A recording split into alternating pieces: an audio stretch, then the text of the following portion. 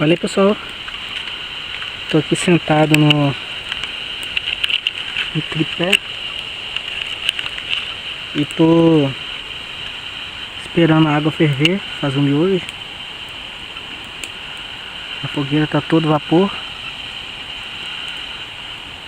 então agora é só esperar. O negócio tá aguentando meu peso, deixa eu mostrar pra vocês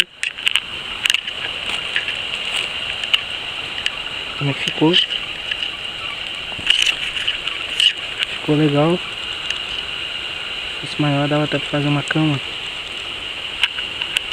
Olha aí, muito legal. E a fogueira, eu tive que mexer nela, como você pode ver. Coloquei agora as pedras em posição diferente. É isso aí, pessoal. Valeu!